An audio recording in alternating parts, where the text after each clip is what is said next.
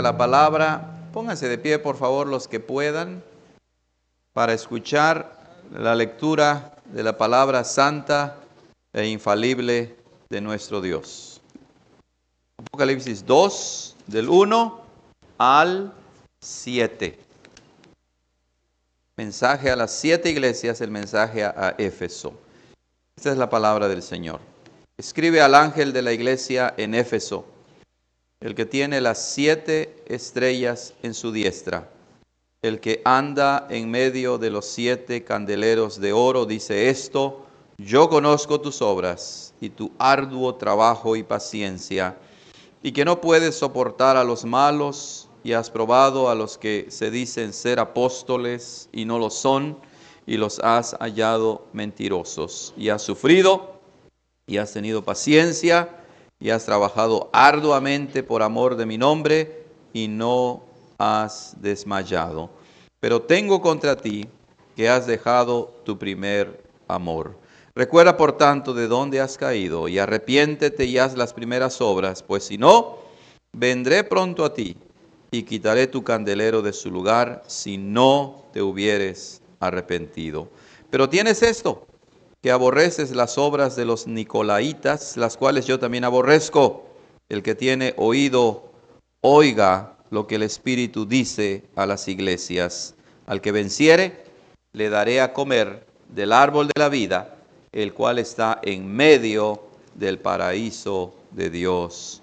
Amén. La palabra del Señor, que Él la escriba en nuestro corazón. Oremos. Padre, gracias por el gran privilegio, el privilegio mayor de todos, de poder congregarnos para adorarte y también para recibir la exposición del Santo Evangelio. Espíritu Santo, capacítanos a mí para explicar con fidelidad tu palabra, y a tu iglesia para recibir tu palabra con un corazón alegre. En Cristo Jesús nuestro Señor oramos. Amén. Pueden sentarse, hermanos, por favor.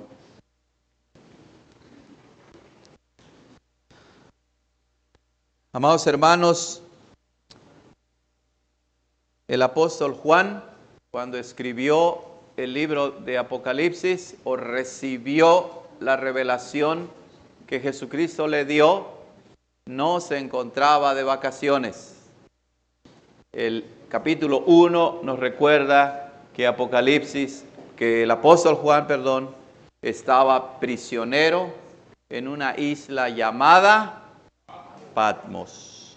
Él ya era muy anciano y el Señor le revela a Juan lo que va a suceder con la iglesia, lo que le va a suceder a su iglesia. Y es una palabra permanente, una palabra vigente, y esta iglesia a través de la historia ha sufrido, ha sido odiada por el mundo, ha sido perseguida por el mundo, y en Apocalipsis 1, el apóstol Juan tiene una visión del Cristo glorioso, resucitado, del Cristo vivo y verdadero. Dios, a través del apóstol Juan, quiere que recordemos que nuestra única esperanza y nuestra única fortaleza se halla solamente en Cristo. Si no estamos unidos a Él, no podremos vencer, no podremos permanecer en la fe, y cuando venga la tribulación, saldremos corriendo.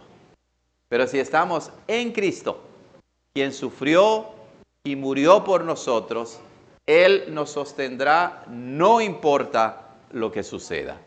Por eso es que cuando leemos el libro de Apocalipsis tenemos esa bella visión del Cristo glorioso.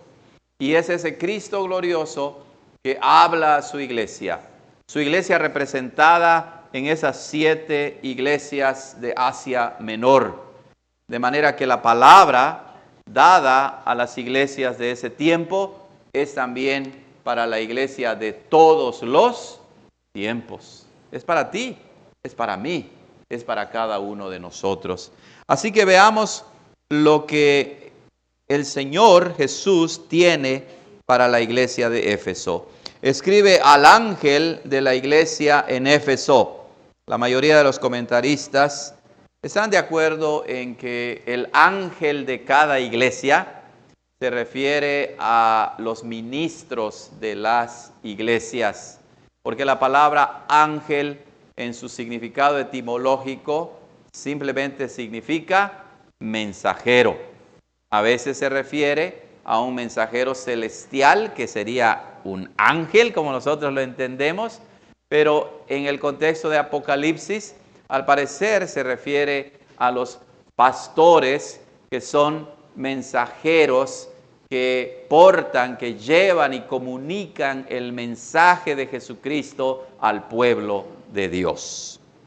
La iglesia de Éfeso se ubicaba en la gran ciudad de Éfeso, una ciudad muy importante en el mundo antiguo, en Asia Menor, y también importante en la historia bíblica. Ustedes pueden leer en el libro de Hechos, empezando en el capítulo 18, cómo se formó la iglesia en Éfeso. Es más, el apóstol Pablo escribió una carta a los Efesios, ¿verdad? Uno puede leer la historia de esta iglesia, de su origen, de su formación, de su crecimiento, y una de las cartas más bellas en el Nuevo Testamento es la carta de Pablo a los Efesios. ¿Alguien recuerda un versículo de Efesios?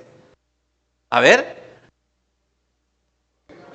Porque por gracia sois salvos, será por medio de la fe, no por obras, para que nadie se gloríe. Ahí hablamos del Cristo que lo llena todo en todos, ¿verdad? Él es el Cristo pleno, Él es el Cristo glorioso.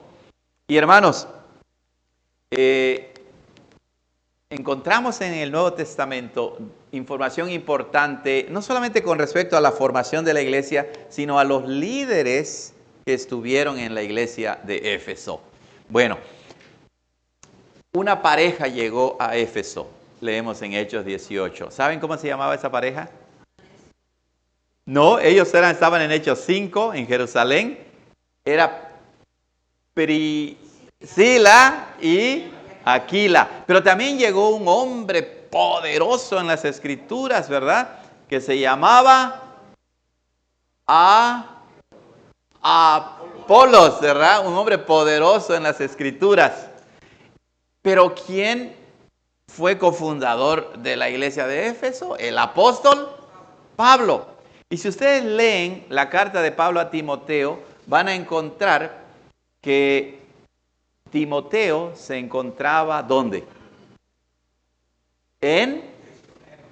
¿Dónde se encontraba como pastor cuando le escribe a Timoteo? Vamos a leer, porque es interesante, ¿verdad? Que lo tengamos en cuenta. Primera de Timoteo,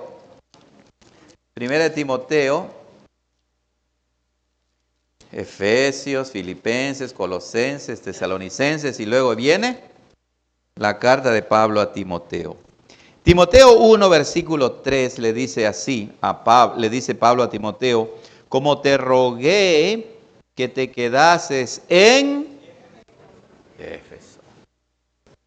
Y luego, hermanos, cuando llegamos al libro de Apocalipsis, los historiadores antiguos afirman que el apóstol Pablo tuvo una conexión muy cercana e importante con la iglesia de Éfeso. Interesante, ¿verdad? Priscila y Aquila, Apolos, el apóstol Pablo mismo, Timoteo, el apóstol Juan. Y esta iglesia, si se formó alrededor del año 50 o algo así, después de Cristo, al año 100 aproximadamente en que se escribe Apocalipsis, ya había pasado al menos una generación de cristianos, ¿verdad? Mucho tiempo ya. Y por la gracia de Dios, la iglesia de Éfeso continuaba. Un escritor antiguo que se llamaba Ignacio, escribió una carta también hablando de la iglesia de Éfeso después de la vida del apóstol Juan, lo cual significa que la iglesia de Éfeso perduró por muchos años. Y eso es lo que queremos de cualquier iglesia cristiana, que perdure, que el Mesías perdure, que nuestra generación pase y el Mesías siga predicando el Evangelio. Entonces, escribe al ángel de la iglesia en Éfeso. Y lo primero que encontramos en cada carta, de hecho, es que Jesucristo se identifica. El que escribe la carta se identifica. Y él dice, el que tiene las 7 estrellas en su diestra, el que anda en medio de los 7 candeleros de oro, dice esto. Y si vamos a Apocalipsis capítulo 1, versículo 20, dice, el misterio de las 7 estrellas que has visto en mi diestra y de los 7 candeleros de oro es este. Las 7 estrellas son los ángeles, los ministros de las 7 iglesias, y los 7 candeleros que has visto son las 7 iglesias. Hermano, es impresionante la identificación que Cristo hace de sí mismo cuando escribe a Éfeso. Él dice, yo tengo en mi diestra. Y en la Escritura, la diestra de Dios es poderosa. La diestra de Dios es invencible. El brazo poderoso de nuestro Dios. Y vemos que Cristo nuestro Señor dice, yo te tengo en mi diestra. Te tengo en mi mano derecha. Recuerden, ese es el Cristo glorioso, resucitado, que de hecho está sentado a la diestra, a la mano derecha del Padre Todopoderoso. El Cristo que tiene una posición de honor. El Cristo, ¿lo recuerdan? Que tiene toda potestad en los cielos y en la tierra. Y Él dice, yo tengo en mi mano derecha a las 7 estrellas. Es decir, a la totalidad y a cada uno de los ministros, de los pastores que predican con fidelidad el Evangelio. El verbo tener es un verbo con mucha fuerza. No solamente estamos allí, sino Él nos sujeta. ¿Se acuerdan cómo dice el Señor Jesucristo cuando habla de la salvación? Dice que nadie nos puede arrebatar de la mano de mi Padre. Y cuando dice nadie me puede arrebatar, significa que Él nos tiene bien agarrados, bien sujetados. Nadie nos puede separar del amor de Cristo, de nuestro Dios en Cristo Jesús. Ni la muerte, ni la tribulación, ni la vida, ni lo alto, ni lo profundo, ni ninguna otra cosa creada nos podrá separar del amor de Dios que es en Cristo Jesús, Señor nuestro. ¿Saben qué alivio es para mí y para el pastor Zacarías estas palabras? No es el pastor en su persona. ¿Quiénes somos nosotros? Nada ni nadie. Somos polvo y ceniza, como dice la Escritura. Pero venimos a las iglesias para escuchar el mensaje del Evangelio, porque sabemos que Cristo es quien sostiene a sus ministros, que sostiene a sus pastores, que los capacita, que los ayuda y con su Espíritu Santo los ilumina. No somos nosotros en nuestra persona, es el Cristo vivo, el Cristo poderoso que tiene en su mano a todos los líderes de las iglesias, a los ministros que predican el Evangelio. Por eso es que todo fiel ministro, todo fiel mensajero del Evangelio dice, no me mires a mí, mira a Cristo, míralo a Él, solo a Cristo. Y claro, el ministro en su ministerio de enseñanza y en su vida tiene que reflejar ¿a quién? A Cristo. Somos auténticos ministros de Cristo cuando no servimos a los hombres, sino a Cristo mismo. De Él viene nuestra fuerza. El apóstol Pablo dice que Cristo ha sido hecho para nosotros nuestra justificación, nuestra redención, nuestra sabiduría.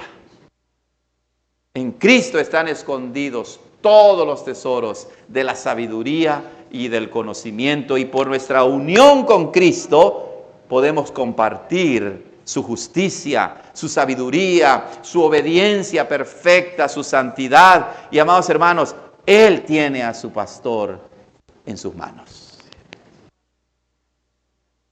Hay cáncer, ¿verdad? Hay diabetes y los pastores no estamos inmunes a la enfermedad. Pero déjenme decirles que Él tiene a su pastor en sus manos. Él lo sostiene. El que anda en medio de los 7 candeleros de oro. Interesante expresión. Cristo le dice a la iglesia de Éfeso por medio de su pastor que Él camina en medio de los 7 candeleros de oro. Y el versículo 20 del capítulo 1 nos recuerda que los 7 candeleros son las 7 iglesias, la totalidad de las iglesias cristianas a lo largo de la historia. Cristo dice, yo camino en medio de las iglesias. Esta expresión, como toda expresión, tiene su contexto ¿dónde? En el Antiguo Testamento. En el libro de Hechos, en el libro de Éxodo, en el libro de Levíticos, Jesucristo, el Señor mismo dice, yo andaré en medio de vosotros.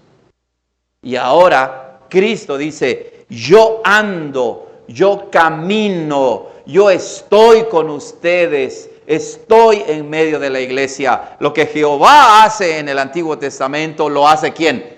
Cristo en el Nuevo Testamento. Cristo es Dios mismo. El principio de Emmanuel, Dios con nosotros. Y he aquí yo estaré con ustedes todos los días hasta el fin del mundo. Hermanos, qué gran bendición que Cristo sostiene a sus ministros y que habita, camina, activa, poderosa y majestuosamente en medio de su iglesia. Porque donde están 2 o 3 congregados en mi nombre, he aquí, yo estoy en medio de ellos. Cristo en ese momento está en medio de nosotros. Él vive para siempre, para morar con nosotros. Él camina, anda. Su presencia no es pasiva, su presencia no es ociosa, su presencia es activa, poderosa. Él está contigo donde quiera que vayas. Recuerda, la iglesia no es el edificio. La iglesia somos tú y yo. Y donde vamos, Cristo está con nosotros. Donde se predica el evangelio verdadero, donde se vive el evangelio verdadero, ahí está Cristo de manera poderosa. Es en ese sentido más bíblico y profundo que podemos decir que una iglesia verdadera es cristocéntrica. Tiene a Cristo en su centro. Sin Cristo no hay iglesia verdadera. Quien desfigura a Cristo, quien empieza a explicar y negar la divinidad de Cristo, su candelero ha sido removido. Deja de ser iglesia para convertirse en sinagoga de Satanás. Dios nos libre de ello. Bueno, este Cristo que es divino conoce a su iglesia, ¿verdad? De cada una de las iglesias, el Señor Jesucristo dice, yo conozco.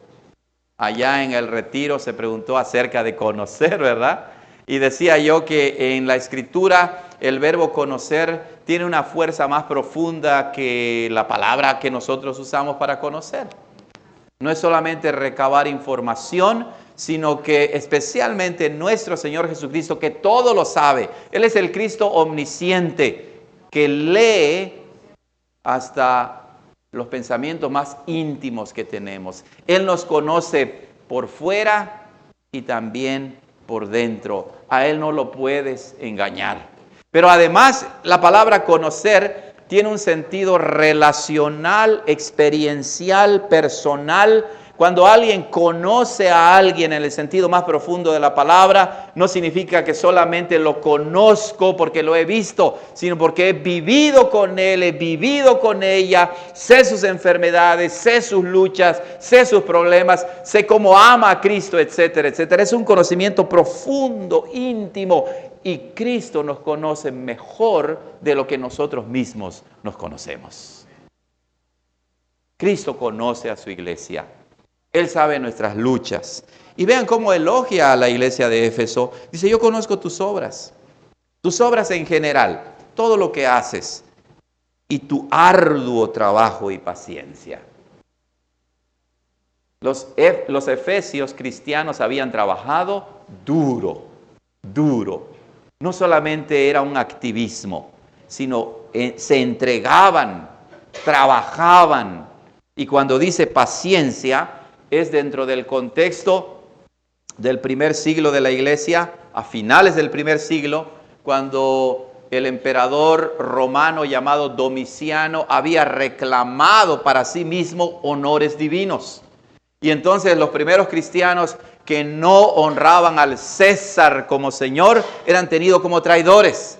Y estaba empezando una persecución sistemática de los cristianos. Y cuando dice tu paciencia, otra vez no significa lo que nosotros entendemos, sino la palabra paciencia es resistencia. Una paciencia no pasiva, sino activa, en la que mientras trabajamos arduamente, mientras sufrimos, decimos, Señor, dame la fuerza para resistir. Dame la fuerza para perseverar. Y claro, perseveramos porque Cristo nos tiene en sus manos y vive y camina en medio de nosotros. ¿Creen que alguien puede destruir a la iglesia de Cristo? Lo intentarán. Pero el Señor Jesucristo dice que ni las puertas del infierno prevalecerán contra la iglesia. Pero eso no quiere decir que no vamos a sufrir. El evangelio de la prosperidad, que es muy famoso el día de hoy, es un falso evangelio. El verdadero evangelio nos dice que como nuestro Señor, el árbol verde, ¿lo recuerdan? Que sufrió, nosotros no debemos esperar menos de ello. Y si sufrimos por el evangelio, dice el apóstol Pedro, gocémonos, porque estamos imitando a nuestro Maestro. Yo conozco tus obras, conozco tu arduo trabajo y tu paciencia, tu resistencia. Hermanos, esta es una palabra de elogio, pero también es una palabra que nos advierte. Cristo te conoce y Él sabe si eres flojo o diligente. Él sabe si eres responsable con tu llamado como miembro de la iglesia. En la iglesia, hermanos, ninguno de nosotros puede decir, no puedo servir a Cristo. Todos tenemos el Espíritu de Dios, los verdaderos creyentes. Y Él demanda de nosotros compromiso, responsabilidad. Vive el Evangelio con tu esposo, con tu esposa, con tus hijos. Participa en la iglesia, comunica el Evangelio. Cristo dice, lo más importante es que yo te conozco. Si no te conocen o no te reconocen afuera, ¿qué importa? Tenemos el reconocimiento inmerecido de nuestro Señor Jesucristo. ¿Quieres más? ¿Verdad que no? Con eso basta. Y has probado y que no puedes soportar a los malos, y has probado a los que se dicen ser apóstoles y no lo son, y los has hallado mentirosos. No puedes soportar a los malos. Interesante expresión. El día de hoy vivimos en la época de la así llamada tolerancia. Todo se quiere tolerar, incluso hasta el mal, incluso hasta los perversos. Vivimos en una época en que, como dice el profeta, a lo malo lo llaman bueno y a lo bueno lo llaman malo. Pero una iglesia verdadera una iglesia de Jesucristo es aquella que no soporta la maldad y tampoco soporta a los que propagan la maldad, a los que propagan la herejía, a los que propagan la mala doctrina. No puede soportar a los malos. ¿Por qué? Porque Dios no lo soporta. Dios aborrece al perverso. Dios aborrece la maldad. Y el Señor Jesucristo le dice, no puedes soportar a los malos y has probado a los que se dicen ser apóstoles. Los has sometido a prueba. Hermanos, el someter a prueba proviene del Antiguo Testamento también. ¿Recuerdan ustedes Deuteronomio 13 y Deuteronomio 18? Dios le da mandamientos específicos a su pueblo por medio de Moisés para poner a prueba a los que se llamen profetas. Habían desde entonces verdaderos profetas y falsos profetas. Y el Señor Jesucristo en su ministerio nos dice que tengamos cuidado, que probemos a todo aquel que venga en su nombre anunciando el Evangelio. Es más, Santiago nos dice, no se hagan maestros muchos de vosotros. Y luego el apóstol Juan dice, prueben a los espíritus si son de Dios. Esta idea de probar, de examinar, está a lo largo de toda la Escritura. Una iglesia de Jesucristo se aferra a la verdad y con base en el Evangelio puede poner a prueba a cualquiera que llegue a la iglesia, especialmente a los que se dicen apóstoles, mensajeros del Evangelio. No siempre la mentira se va a presentar abiertamente. Nos dicen medias mentiras, nos dicen medias verdades, y una iglesia que no está cimentada en Cristo, que no tiene una doctrina sana, bíblica, fácilmente puede ser engañada. Pero los efesios no, ellos habían probado a los que decían ser apóstoles y no lo son, y los encontró mentirosos. Después de 30, 40, 50 años, la iglesia de Éfeso continuaba siendo fiel al Señor Jesucristo. Eso queremos también para el Mesías, ¿verdad? Después de una generación, 2 generaciones, que esa iglesia continúe probando a los falsos apóstoles, a los falsos pastores que abundan como plaga el día de hoy. Pero nosotros seremos inmunes si nos aferramos al Evangelio verdadero. Y has sufrido y has tenido paciencia y has trabajado arduamente por amor de mi nombre y no has desmayado. Así es, uno sufre por el Evangelio. ¿Saben? En ese momento en Siria, en ese momento aquí mismo en México, Oaxaca, Guerrero, Chiapas, en ese momento muchos cristianos están siendo torturados, cristianos están siendo perseguidos, expulsados de sus casas, sus hijas y sus mujeres violadas, asesinadas, quemadas, en ese momento, en nuestro país. Pero el verdadero pueblo de Dios no se retractará. El verdadero pueblo de Dios continuará hasta el fin. A nosotros se nos enchina la piel, ¿verdad? Y humanamente hablando, si en este momento llegaran personas para matarnos y nos dan la opción de negar a Cristo o morir por Cristo, muchos de nosotros tal vez saldríamos corriendo. En nuestra propia fuerza no podemos. Pero si estamos en Cristo, perseveraremos hasta la muerte. Hasta la muerte. Entonces la iglesia sufre. Por la gracia de Dios no estamos sufriendo hasta la muerte, hasta la sangre, como dice la palabra. Pero sufrimos de diferentes maneras, ¿cierto o no? Sufrimos por enfermedades, sufrimos por falta de trabajo, sufrimos por una sociedad que es hostil al Evangelio, se burlan de nosotros, etcétera, etcétera. Sufrimos. Cuando uno vive el Evangelio, uno sufre. Y el Señor no es indiferente a eso. Él sabe que sufres y Él está contigo. Él está siempre contigo.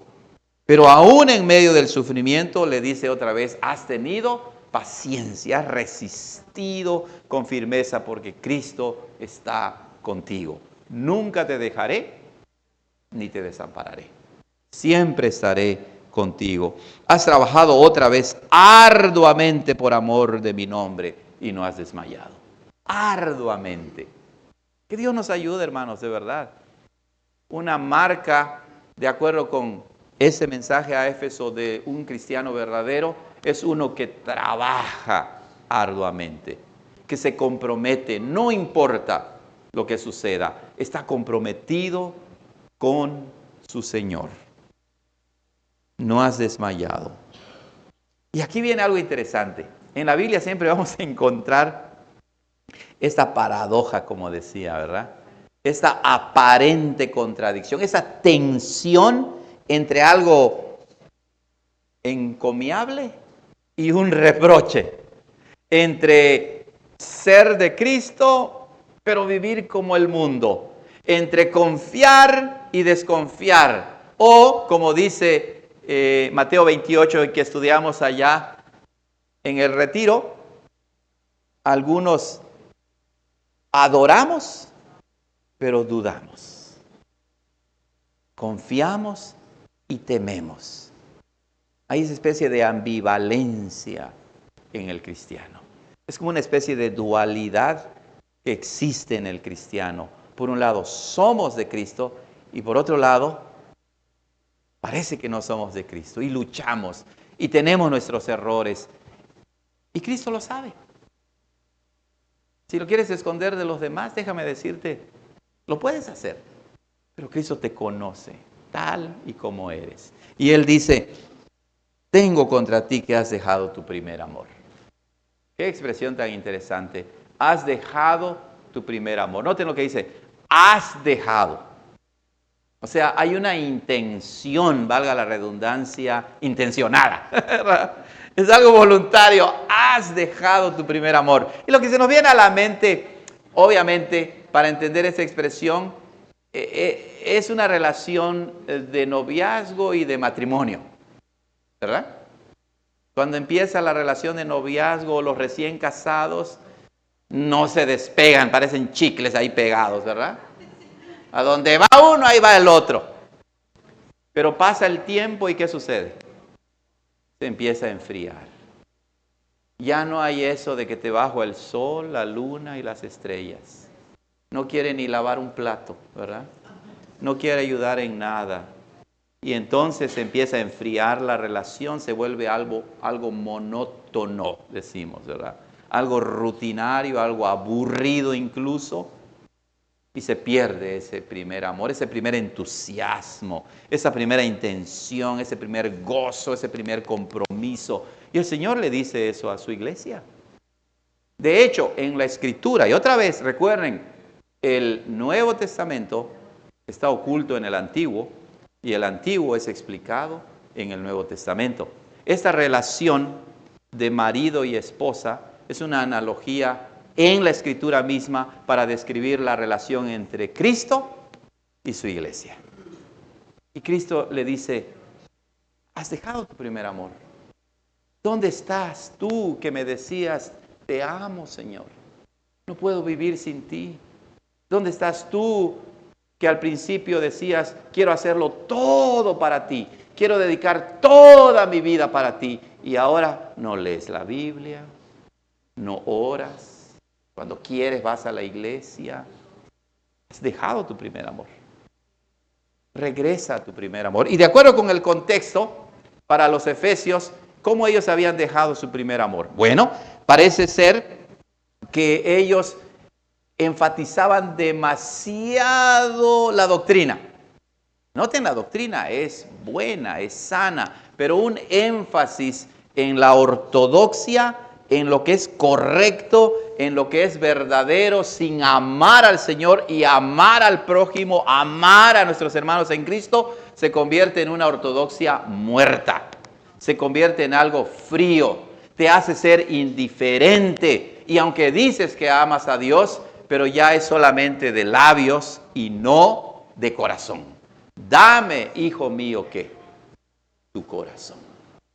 Eso es lo que Dios quiere de nosotros, de ti y de mí. Has dejado tu primer amor. Ahora yo te pregunto, o más bien Cristo te pregunta, ¿has dejado tu primer amor? Es una buena pregunta, ¿verdad? Autoexamínate. ¿Has dejado tu primer amor? Yo sé que muchos batallamos con eso.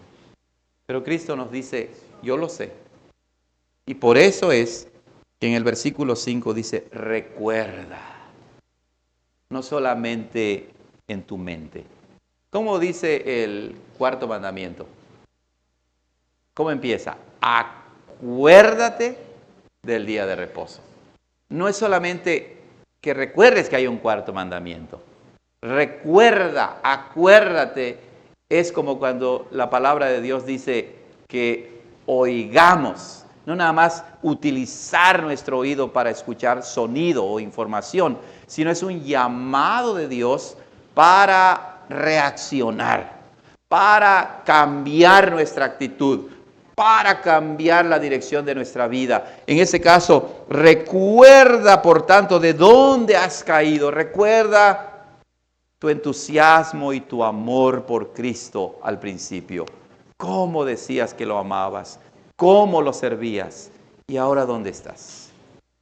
Caíste de allí. No es que has perdido tu salvación, sino que en la vida cristiana, a lo que le llamamos santificación, ¿verdad? Ese proceso de santificación tenemos altas y bajas. Altas y bajas. Y el Señor dice, recuerda de dónde has caído. Regresa a Él. Dile, Señor, perdóname. Ayuda a mi incredulidad. Te amo. Ayúdame a servirte, a entregarte mi vida completa a ti. Dice, y haz las primeras obras. Otra vez regresa al principio de tu vida. No dejes que tu vida cristiana se convierta en rutina, en aburrimiento. No lo permitas. Pero nosotros no podemos, ¿verdad? Porque nuestro corazón pecaminoso nos inclina a seguir al mundo, a darle importancia a las opiniones de los demás. No, haz las primeras obras. Pídele a este Cristo vivo que te fortalezca, que te ayude para que regreses a tus primeras obras. Vean la advertencia, si no vendré pronto a ti y quitaré tu candelero de tu lugar, si no te hubieres arrepentido. Recuerden, candelero se refiere a las iglesias. ¿Recuerdan el candelero o el candelabro en el tabernáculo? Que tenía 7 brazos, ¿verdad? Y 7 lamparillas, dice la Biblia. Y entonces, ¿el candelero qué hace? Alumbra. Alumbra. Ese candelero estaba prendido constantemente, alumbrando. Y luego leemos en el Nuevo Testamento que Jesús nos dice, ustedes son ¿qué? La luz del mundo. El apóstol Pablo le dice a los filipenses que ustedes son como luminares en el mundo. Y leemos en la Escritura que el mundo está en tinieblas, en la oscuridad. Es decir, viven alejados de Dios. Y nosotros somos la luz del mundo. Si Cristo remueve nuestro candelero, nuestro candelabro, quiere decir, hemos dejado de ser iglesia. ¿Saben cuántas iglesias en el mundo, en Estados Unidos, en Canadá, en Europa, aquí en México, en Latinoamérica, su candelero ha sido removido? Ya no brillan, ya no hay más luz. Se han unido a las tinieblas del mundo. No queremos eso. Queremos que el Mesías esté siempre brillando, alumbrando con la luz de Cristo. Que proclamemos al mundo, Cristo es la esperanza. Cristo es la luz. El apóstol Juan dice, Dios es luz y no hay ninguna tiniebla en Él. Vive en la luz, hermano. Esta sociedad en que vivimos, una sociedad perversa, confundida, que se ha desviado quiere borrar todo tipo de distinciones entre hombre y mujer, entre esposo y esposa. Vean a los jóvenes. La sociedad de los jóvenes no sabe ni qué son. Algunos creen que son animales, de hecho. Algunos les preguntas qué eres y no lo saben. A mujeres les preguntan qué es ser mujer y no lo saben. A hombres les preguntas qué es ser hombre y no lo saben. Viven confundidos, viven en las tinieblas. Eso sucede cuando la luz de Cristo no nos alumbra. ¿Quieren que pase eso con el Mesías? ¿Verdad que no? Esta es la luz de Cristo aquí, en esta ciudad. No es la única, gloria a Dios por ello. Pero cada iglesia verdadera es la luz del mundo. No queremos que Cristo remueva nuestro candelabro. Dios nos libre de eso. Dice el versículo 6. Pero tienes esto, que aborreces las obras de los nicolaítas, las cuales yo también aborrezco. El Señor Jesucristo les recuerda algo bueno otra vez, ¿verdad? Los nicolaítas. ¿Quiénes eran los nicolaítas? No se sabe con certeza quiénes eran. Recuerdan que cuando se eligieron a los primeros diáconos en Hechos 6, había uno que se llamaba Nicolás, ¿verdad? Nicolás de Antioquía. Algunos dicen que tal vez Nicolás, de hecho algunos escritores antiguos, ¿verdad?, contemporáneos del mismo apóstol y de la primera generación de cristianos, identifican a los nicolaitas como seguidores de Nicolás, el primer diácono que abandonó la fe. No lo sabemos, ¿verdad? Lo que sí sabemos es que había un tal Nicolás que andaba propagando falsa enseñanza. Y si ustedes leen, no tenemos tiempo, pero ustedes leen que se vuelve a mencionar a los nicolaitas, es dentro del contexto de la inmoralidad sexual, de la impureza. Y hermanos, en las iglesias se mete la impureza y la inmoralidad sexual. Y dicen, todo está bien, no hay problemas. Y otra vez, a lo que es malo, lo empiezan a llamar bueno. Pero dice, los aborreces. Aborreces a los nicolaitas. Aborreces su doctrina.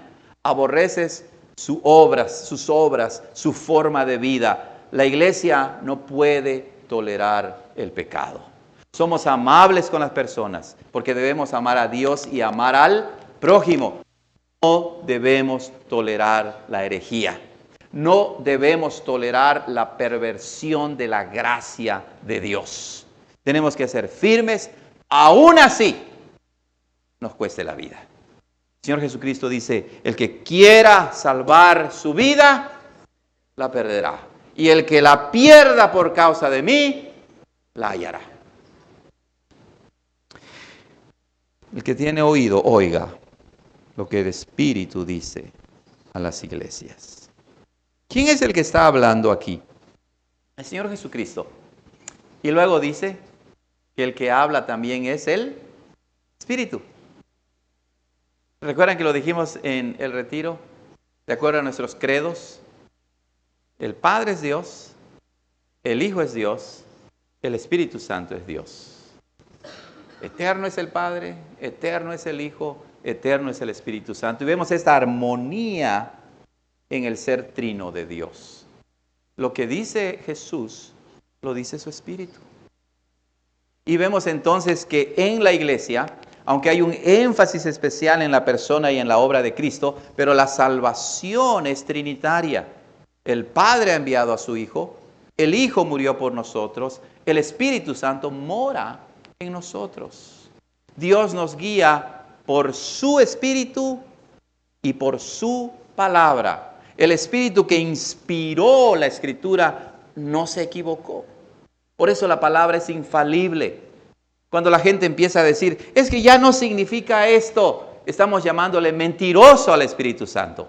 Estamos degradando su persona. Escucha al Espíritu que te habla ¿dónde? Aquí, no en tus sueños y en tus imaginaciones. Escucha al Espíritu que te habla a diario aquí. Aquí está la voz de Dios. La ley y el testimonio. Si no hablaren conforme a esto, es porque viven todavía en tinieblas. No les ha amanecido. Al que venciere, le daré a comer del árbol de la vida, el cual está en medio del paraíso de Dios. Recuerden, Apocalipsis es un libro simbólico que apunta a una realidad. Es como si en Cristo regresáramos a esa era de la inocencia cuando no había pecado en el paraíso, en el jardín del Edén con Adán y Eva. Pero ¿saben? Lo que vemos en Génesis capítulo 1 y 2 en el jardín, en el huerto del Edén, no era la meta final de Adán y Eva. Era el comienzo de la gloria. Era el comienzo de lo sublime, de lo insondable, de lo inefable. Y Cristo nos lleva, incluso nos restaura a ese paraíso, pero nos lleva a la gloria eterna. Cristo es el segundo Adán, quien no cedió ante la tentación como el primer Adán. Y en Él tenemos la seguridad de que nada ni nadie nos podrá separar del amor de Dios en Cristo Jesús, Señor nuestro. Al que venciera le daré a comer del árbol de la vida, el cual está en medio del paraíso de Dios. Amados hermanos, Cristo nos habla en esta mañana.